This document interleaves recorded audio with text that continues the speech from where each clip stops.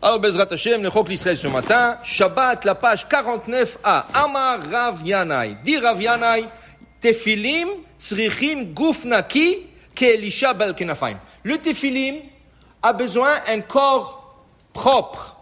Eh bien, comme Elisha Bal Kenafaim. Et la Gemara va nous expliquer. D'abord, qu'est-ce que c'est un corps propre? Et ça veut dire que je suis obligé de prendre une douche avant de venir à la synagogue pour mettre le Tefilim. Qu'est-ce que c'est Guf Naki? Deux opinions. Abaye, Amar, Shelo Yafiach Baem. La veille, tu as mangé des choses qui te font des gaz. Tu as mangé trop de friture, tu as mangé trop de choses, de légumes, et ça te fait des gaz. Et quand tu mets les téfilim, fais attention de ne pas passer les gaz, parce que c'est un manque de respect au téfilim. Okay. Si tu peux te retenir, tu dois te retenir. Si tu ne peux pas te retenir, tu dois bouger le téfilim de la tête à gauche ou à droite pour qu'ils ne soient pas en place, comme s'ils ne sont pas posés. Celle de la main, tu bouges aussi. Alors quand les téfilim ne sont pas posés sur leur place, que c'est comme s'ils ne sont pas posés. Okay? Et de là, vous comprenez aussi l'importance que le téfilim soit posé dans la bonne place. Sinon, c'est comme s'ils ne sont pas posés, même s'ils sont posés sur la main ou la tête. Après, Rava dit non. Qu'est-ce que c'est Guf Naki? Shelo Ishan Baem. D'essayer de ne pas dormir. Des fois, tu es fatigué, tu as travaillé toute la nuit, ta femme a accouché, et tu arrives à la prière, tu commences à dormir avec le téfilim. Ça, c'est le Guf Naki. Guf Naki, ça veut dire que tu sois réveillé quand tu poses le téfilim. Maintenant, on a parlé d'un exemple de Elisha Baal Kenafaim.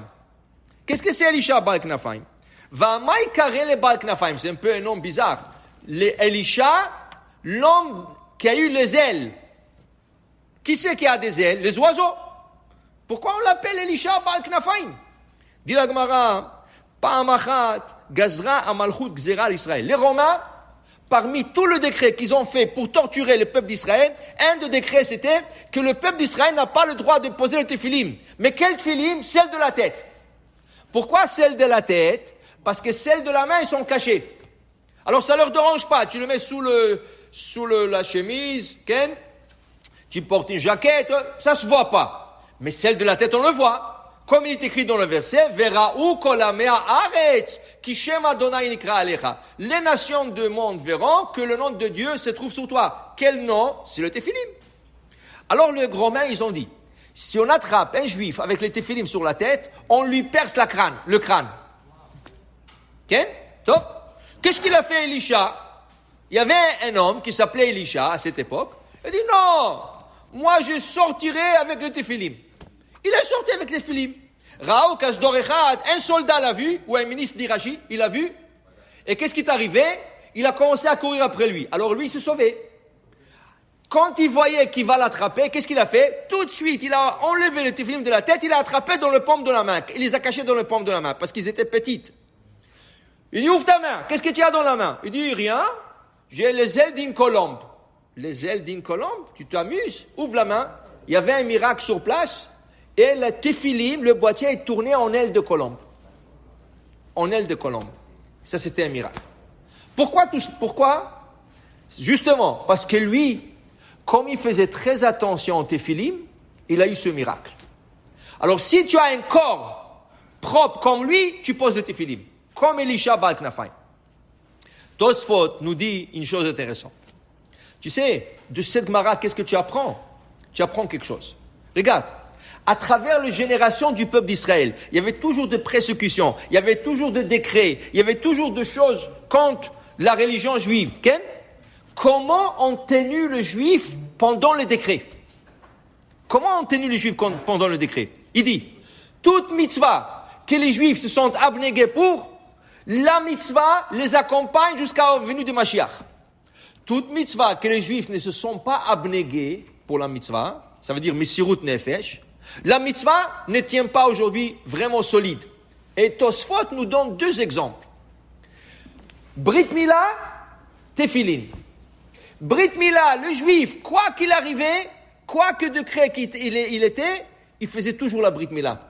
En cachette, en public, en risque de vie. Regardez à l'époque des Grecs, les Grecs aussi, quand décrétaient de ne pas faire la Brit Mila, les hommes, ils ont dit, bon, on attend un bon moment. Les femmes, qu'est-ce qu'elles faisaient?